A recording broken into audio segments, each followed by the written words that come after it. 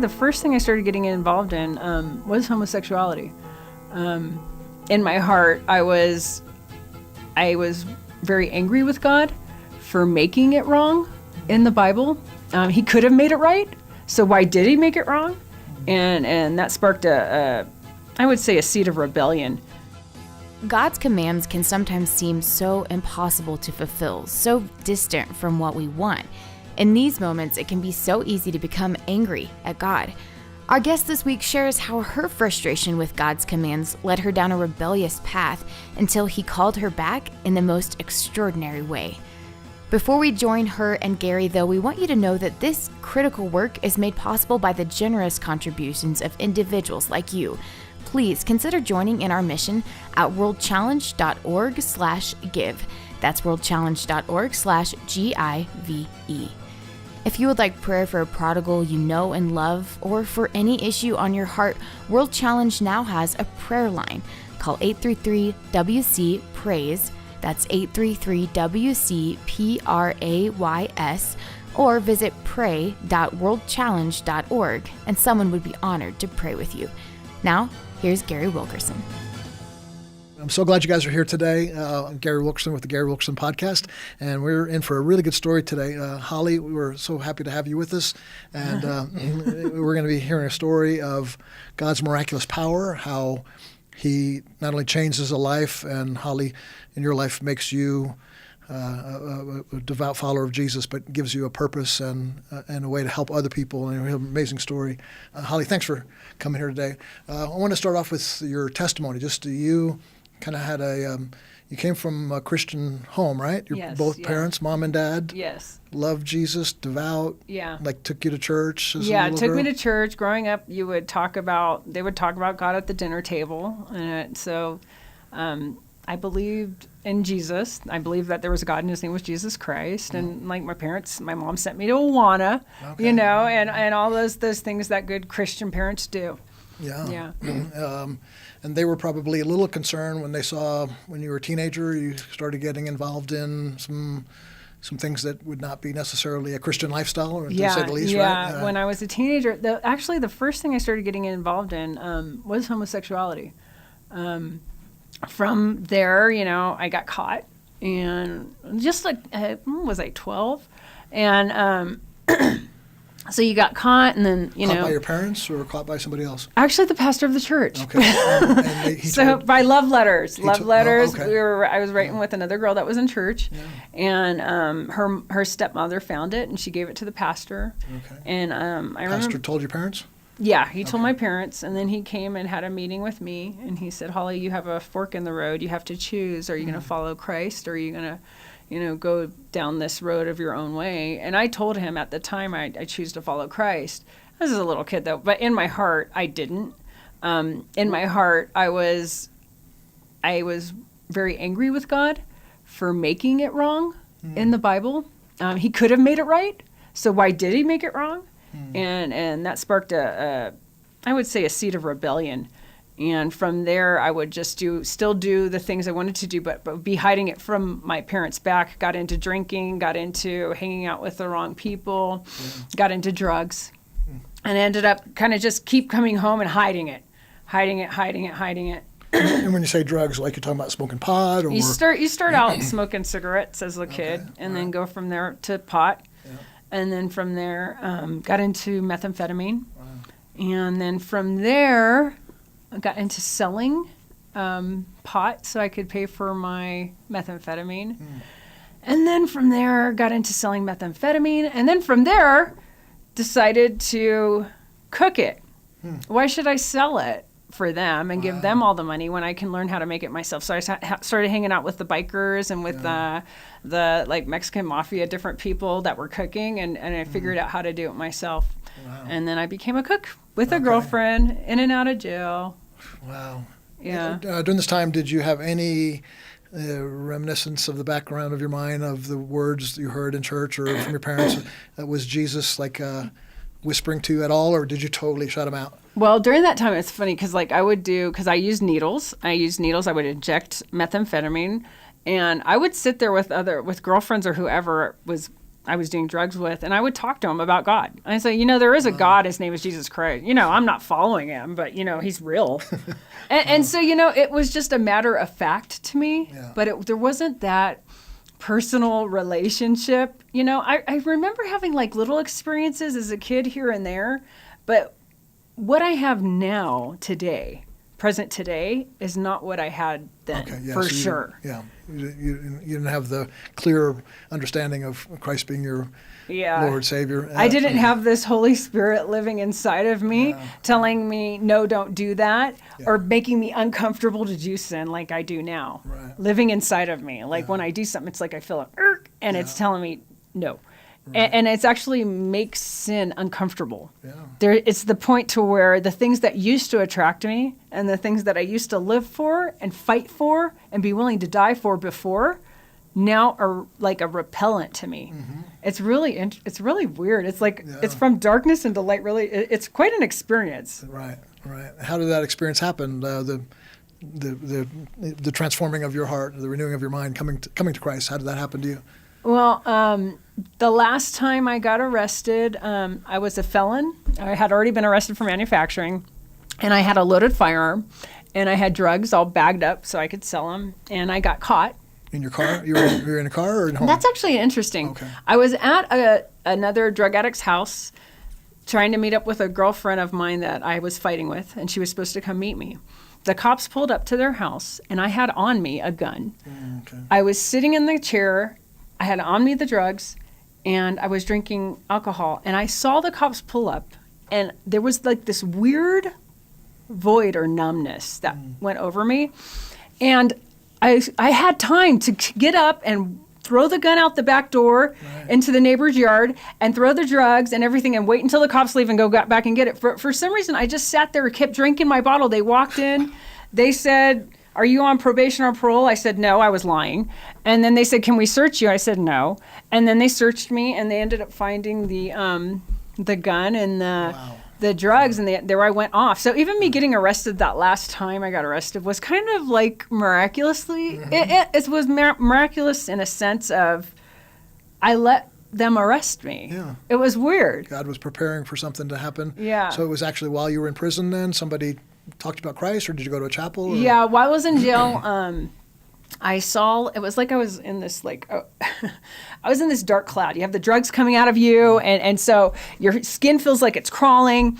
I started hearing loud whispers, like, shh, shh, shh, and I thought it was the girls, so I'd be like, "Shut up!" And I'd jump on the tables. They were scared of me, so the guards would move me to other pods, because you're fighting your case, you're in county. Yeah. So they wanted to give me 12 years, which was actually a good deal for me at the time. And because loaded firearm, what do you? And you're a felon already. Right. And so that was going on, and they moved me from pod to pod because of my violence. And I would pace up and down and say, "Let the bodies hit the floor." And if anybody came near me, I'd shove them. And you had, I heard you say earlier, you'd studied some type of martial arts. Yeah, so my dad had all of his kids. It wasn't just rage, it was knowing what to do with your rage. Yeah. So you could hurt somebody. Yeah. I was very much a fighter, a street fighter and everything. There was no problem. I liked violence. Yeah. It actually attracted me. Right. So they moved me from pod to pod, which actually, if I'm looking back at it, if they wouldn't have moved me because of my violent outbursts, they actually drove me in the middle of the night from a low security jail to a high security. Okay. But if they didn't do that, I wouldn't have ran into this girl I knew from the streets. Her name was Michelle. She was in there for 4 years fighting a murder case. And she was a pretty evil broad. And so I saw her, and it was like I was in this dark cloud, and I saw her. It was like, it's hard to explain, but she looked different, like kind of shiny in a weird way. And I walked up to her like, "Michelle?" She's like, "Holly." And I said, what happened to you? And what I meant by that was like, you're weird looking, you're shiny. She didn't know what I was talking about. But so she ended up telling me she had gotten saved. This little old lady from Yucca Valley would come drive down and tell the girls about Jesus. And she said, "Do you girls want to be delivered?" And if they said yes, she'd come and pray over them. She said, "Jesus Christ can deliver you," and pray over them And Michelle was very demon possessed. So they would go into they'd go into the Bible studies in county and stuff just to get out of your cell. You're locked down for like 22 hours. You just went out. Yeah. So whatever it takes, I can get out and go into a room. Okay, I'll go there. Doesn't matter what you're going to talk about to them. Okay. So she said yes. The lady prayed for her. She fell on the ground doing a flop. Demons came out of her. And so she got saved. So that's what I was seeing, was this girl that I knew from the streets who was totally different. The inmates respected her. The cops respected her in county, and she was now the trustee. And there was just something different about her. Yeah. And during that time, I'm like this crazy, violent, homosexual, drug addict, violent, But there was something in her that I kind of wanted. Yeah. And so I called home and I called my mom and I said, can you send me a Bible? Mm-hmm. And so she sent me a Bible and I tried to read it, and it was just, I opened it. I was excited. I was in my little 2-man cell with my roommate, and I read it and it didn't make any sense to me. It went in my head and it spun around and it made me really mad. I was like, man, all you Christians. And I started saying something, I don't know. And I threw the Bible across the room. My roommate was supposedly a Christian, and she said something. I was like, shut up, lady. Mm-hmm. And then so she's like, I'm going to push the button. There's an emergency button because I scared her. I was like, no, you're not. You're not going to push the button. And because I knew if she did, they'd move my pot again, and I'd be away from Michelle. Okay. Right. So I had her up by the throat against, so she couldn't push the button where the cops can't see in the window, because you're just in a door. There's only a little tiny window, about a foot by maybe 4 inches. And so she's screaming. I'm like, shut up, lady. And then Michelle was out because she was the trustee. She came up to the door. She said, Holly, what are you doing? And I said, I'm tired of you guys telling me about the Bible. I tried to read it. It's a bunch of jargon. And she said, you need to ask God to open your eyes before you read that. And she walked away, and I was like, whatever, And anyway, she walked away. I calmed my roommate down. She went on her bed and cried herself to sleep. And I got the Bible. I sat on my bed, and I said, God, open my eyes. And I opened it, and I started reading. Randomly opened it to Romans chapter 5. So, Romans chapter 5 and chapter 6 is how I got saved. And where it talks about how God demonstrated his own love towards us, and how he died for the unrighteous. And as I was reading it, how he died for the ungodly, and you keep reading, it's like it was like something hit me. It's like the thought came to my mind, I'm ungodly. And also, whatever was keeping me from understanding what I was reading before, it's like God ripped it off. Yeah. He opened my eyes. I understood what I was reading, which was a miracle. Yeah. And as I kept reading, it talked about being a slave to sin. Don't you know whoever you choose to obey, you're that one slave whom you obey, whether of sin leading to death, of obedience leading to righteousness, but God be thanked, And as I'm reading that, I'm like, I'm a slave to sin. It was just like this revealing, I guess you'd say, of who I was. And it was shocking to me. I'm a slave. And then I was realizing all those years of drugs, all the lies I said, all the cons I did, and everything. And I knew that there was a God, and his name was Jesus Christ. I knew that he died on the cross for my sin, but I also knew there was a Satan. And the thought came to me, I've been being conned. All my life I thought I was doing what I needed to do to make me happy. Right. But I've been serving Satan. I've been a slave to him, and he's been robbing me. And so it was anger. And I was like, I'm such an idiot. And but then as I kept reading, but there was a choice. I could choose to be a slave of, I could choose to be obedient. Yeah. And the end of that is life eternal. And I was definitely an enemy of God. As you read through those chapters, you'll see that you're in enmity with God, you're an enemy of God. And that qualified me to be able to receive from him. And I remember back then I didn't know Christianese and everything, and it was like my life flashed before my eyes, and I was realizing how many years I threw away on all the drugs and on all the false relationships, always looking for love, really. And I looked up and I said, God, I don't know you, but I want you. And there's things in me, I can feel it up in my throat. Like, I'm a homosexual, I'm a drug addict, I'm a alcoholic. And if you don't like it, you can change me because I want you. Mm-hmm. And it was like, after that, it's, the sinner's prayer, whatever, that was my sinner's prayer. Yeah. And God met me right where I was at. And after that, I couldn't read the Bible enough. And the more I read it, it would give me this feeling, like this excitement. I'd come out of my cell, and before it was like, let the bodies hit the floor. And now it's like God gave me new eyes. And I would look at the women, and it wasn't like, oh, how can I get a candy bar from you? Or maybe I want to sleep with you.